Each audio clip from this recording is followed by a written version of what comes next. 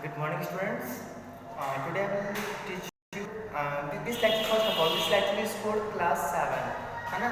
So today I will start your computer book, and the first chapter of your computer book is computers, hardware and hardware components.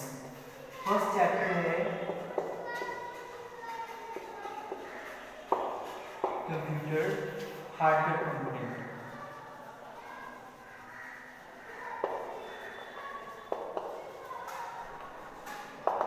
Hardware components क्या है? Hardware components का मतलब क्या है? जिनसे जिस computer है हमारा, है ना, उसमें जितने भी इलेक्ट्रॉनिक पार्ट्स बने होते हैं, इलेक्ट्रॉनिक पार्ट्स मिलके बने होते हैं, जैसे माउस है, कीबोर्ड है ना, कीबोर्ड है, उसके बाद मॉनिटर है, सीपीयू है ना, सीपीयू के अंदर मदरबोर्ड, रैम, रोम, प्रोसेसर, सब क्या हार्डवेयर है ना, जिनसे मिलकर एक कंप्यूटर बना होता है। अकेले एक मॉनिटर कंप्यूटर नहीं कहलाएगा, या फिर अकेले कीबोर्ड है उसको कंप्यूटर नहीं बोलेंगे। जब तक ये सारे एक साथ इंस्टॉल नहीं होंगे हम उसको कंप्यूटर नहीं बोल सकते। मॉनिटर, कीबोर्ड, माउस, सीपीयू, ये सब एक साथ कंबाइन होते हैं ना, तब एक कंप्यूटर का निर्माण होता है। जितने भी कंपोनेंट्स कंप्यूटर में लगे होते हैं उनका सबका अलग अलग काम होता है ना। Some of the computers they all works together when computer operate. जैसे कंप्यूटर को ऑपरेट करते हैं, ऑन करते हैं, तो ये सारे क्या करते हैं, एक साथ काम करना शुरू करते हैं, है ना।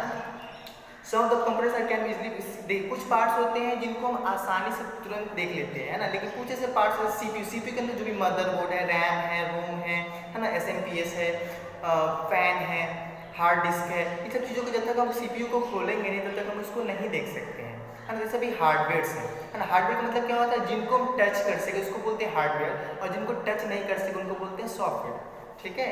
तो देखिए कुछ जैसे सीपीयू में होता है, जैसे पावर सप्लाई के लिए एसएमपीएस लगा होता है, ये रैम होता है यहाँ पर लगा हुआ, एक मदरबोर्ड यहाँ होता है, ये पूरा जो जिसके ऊपर सेट किया गया उसको बोलते हैं मदरबोर्ड। ये सीडी है, डीवीडी ड्राइव है, ये हार्ड डिस्क, हार्ड ड्राइव ये है, उसके बाद वीडियो कार्ड यहाँ पर लगा हुआ है, फैन प्रोसेसर यहाँ लगा है, फैन यहाँ लगा है। तो अब सबसे पहले आते हैं प्रोसेसर क्या होता है ना। फर्स्ट पढ़ेंगे processor. What is processor?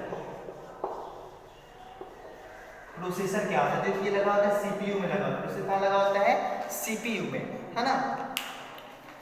CPU का फुल हम जानते हैं आप लोग सेंट्रल प्रोसेसिंग यूनिट होता है ना। देखिए आपका प्रोसेसर इस तरह दिखता है, ये आपका प्रोसेसर है ना। ये क्या होता है? स्क्वायर होता है, स्क्वायर शेप का होता है ना, सिरामिक का बना होता है, जिसमें क्या होता है? सिलिकॉन का चिप लगा होता है ना। ये 2 इंच का होता है, कितना इसका साइज है? 2 इंच का आता है। स्क्वायर सिरामिक स्क्वायर से बना होता है, इसमें सिलिकॉन का चिप लगा होता है। इसको कंप्यूटर का ब्रेन भी कहा जाता है, क्योंकि जब भी कंप्यूटर ऑपरेट करते हैं ना, तो जो प्रोसेसर काम करे, जो भी हम परफॉर्मेंस देते हैं, जो भी कमांड हमने टाइप, सपोज मैंने कीबोर्ड से स्पीच कोई टाइप किया, जो भी हम अल्फाबेट्स टाइप करेंगे तो कंप्यूटर उसको हमारे अल्फाबेट के अकॉर्डिंग नहीं समझता, उसको कंप्यूटर लैंग्वेज के अकॉर्डिंग समझता है। तो प्रोसेसर क्या करता है? उसको जो भी हम टाइप करते हैं उसको कमांड में कन्वर्ट करके सीपीयू में प्रोसेसिंग के लिए भेज देता है। उसके बाद क्या होता है? प्रोसेसर उसको प्रोसेस करके और जो भी हम कमांड्स लिखे होते हैं उसको मॉनिटर पे डिस्प्ले कर देता है ना।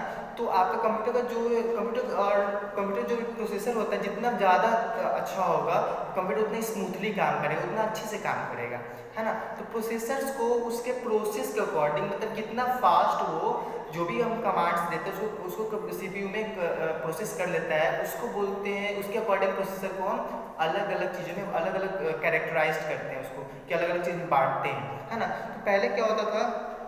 प्रोसेसर की सबसे पहले उसका प्रोसेसर का स्पीड, सबसे क्या है मेन चीज़ है स्पीड। जितना तेजी से वो इंस्ट्रक्शन को एक्सेप्ट करेगा उतना कंप्यूटर उतना स्पीड चलेगा, उतना फास्ट चलेगा, उतना स्मूथली चलेगा। तो स्पीड कैसे मापते हैं? प्रोसेसर का जो स्पीड होता है गीगाहर्ट्ज में मापा जाता है। जैसे कि आपको डिस्टेंस को हम कैसे किलोमीटर मापते हैं कि यहाँ से सीता में 33 किलोमीटर है, तो किलोमीटर क्या हो गया? उसकी यूनिट हो गया। उसी तरह क्या होता है प्रोसेसर में जो स्पीड होता है उसको गीगाहर्ट्ज में मापते हैं, gigahertz. Speed of processors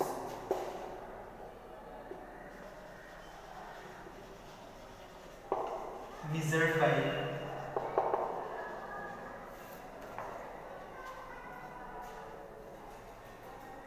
measured in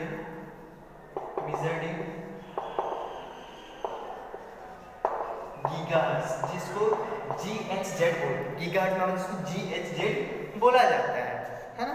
तो उसके स्पीड के अकॉर्डिंग क्या होता है? कंप्यूटर जो प्रोसेसर को अलग अलग बांटा है। जैसे पहले क्या होता था, अलग अलग प्रोसेसर्स होते थे, उनको उनके नंबर के अकॉर्डिंग पास आना जाता था। जैसे ओल्ड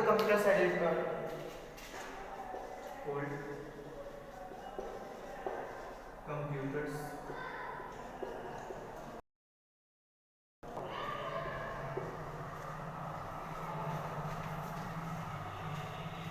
प्रोसेसर्स आइडेंटिफिकेशन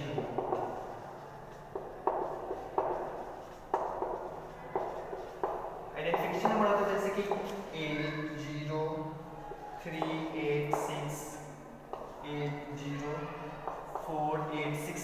ये क्या पहले क्या होता है, जो भी प्रोसेसर होते हैं उसके अपने नंबर के वर्ड से पहचाने जाते थे। अगर ये सपोज मान के चलो ये स्लो काम करता है, ये उससे फास्ट काम करता है, तो इसका प्राइस क्या हो ज़्यादा, उसका प्राइस कम होगा। तो कैसे कैरेक्टराइज करें, कैसे पहचानेंगे कि ये प्रोसेसर फास्ट काम करेगा, ये प्रोसेसर स्लो काम करेगा, है ना। तो इसमें क्या होता है, इसको नाम दे दिया गया। ये जो नंबर होता है, इससे क्या एक अलग अलग दो प्रोसेसर्स हैं, उनको सपोज ये स्लो है, ये फास्ट है, तो कैसे पहचानेंगे, उसको एक नंबर दे दिया गया। लेकिन अब जो नए कंप्यूटर्स आ रहे हैं वो नाम के थ्रू, नेम के थ्रू पहचाने जा रहे हैं। New computers processors identification name तो पहचान से कि ये पेंटियम,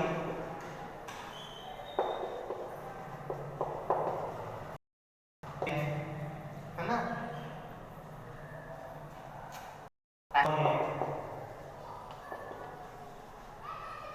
ड्यूरॉन है, एंसेरॉन,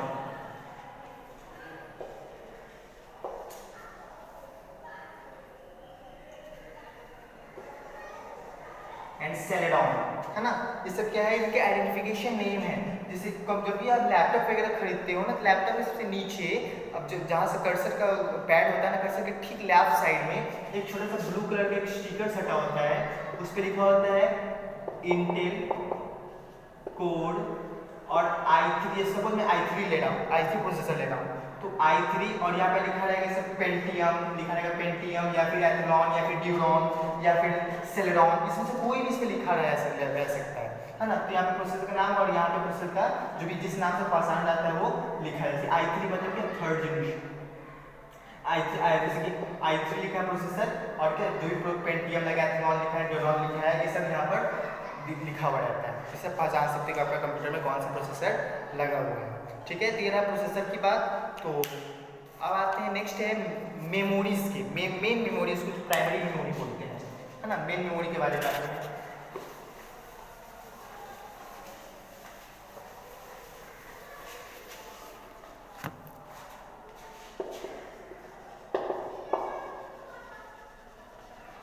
मेन मेमोरी या प्राइमरी मेमोरी।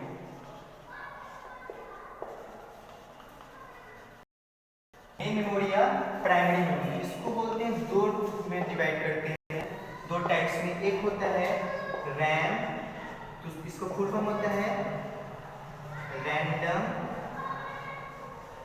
एक्सेस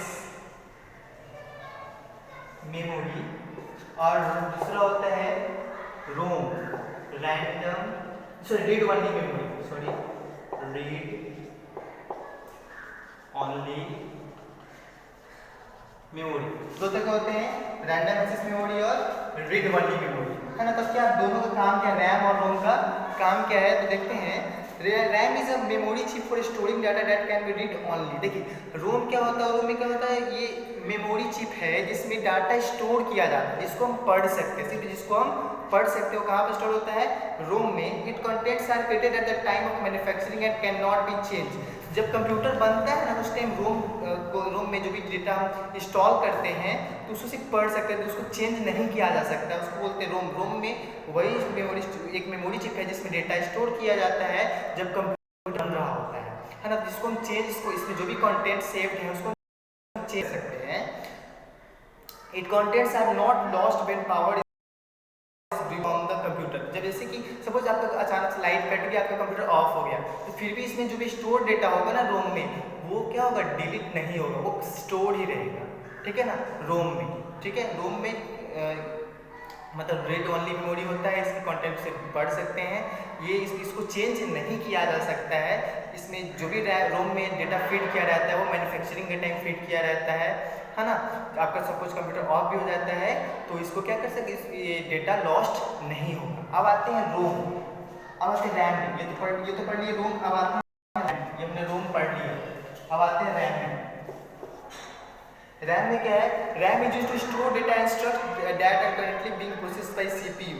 रैम में जो भी स्टोर डेटा होता है और इंस्ट्रक्शन होता है वो जब भी हम कंप्यूटर पे काम कर रहे होते हैं ना, उस टाइम जो भी डेटा या उस पर फीड रहता है, जो भी इंस्ट्रक्शन होता है वो क्या करता है सीपीयू में प्रोसेसिंग के लिए जाता है रैम के थ्रू, है ना। इसलिए डेटा टेम्पोरली स्टोर होता है। जब तक कंप्यूटर आपका ऑन है डेटा रहेगा, जैसे कंप्यूटर ऑफ हो डेटा लॉस्ट यानी कि डिलीट हो जाएगा, है ना। जब तक इसको हम सेव नहीं, हार्ड डिस्क में सेव नहीं करते। सपोज मान लीजिए मैंने क्या किया कि स्पीच तैयार किया तो लिखते टाइम जो भी डेटा होगा वो हमारे रैम में रहेगा, ठीक है।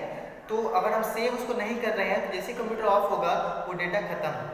तो अगर उसको चाहिए कि हमको हमेशा के लिए चाहिए तो जो भी डेटा टाइप करते उसको कंट्रोल+S से उसको सेव करेंगे तो वो हार्ड डिस्क में सेव हो जाएगा और वो फ्यूचर के लिए रहेगा। जब तक आप उसको डिलीट करोगे वो रहेगा ही रहेगा, ठीक है।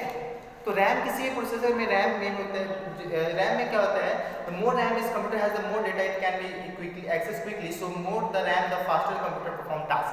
तो जितना ज़्यादा आपका रैम रहेगा ना उतना ज़्यादा क्या होगा, आपका कंप्यूटर फास्ट काम करेगा। जितना ज़्यादा स्टोरेज का रैम होगा, ऐसे 4GB 8GB रहा तो और मस्त बहुत अच्छा काम करेगा, 4GB रहा उससे थोड़ा कम काम करेगा, है ना। तो जितना ज़्यादा आपका रैम का स्टोरेज है उसके अकॉर्डिंग आपका कंप्यूटर काम करेगा।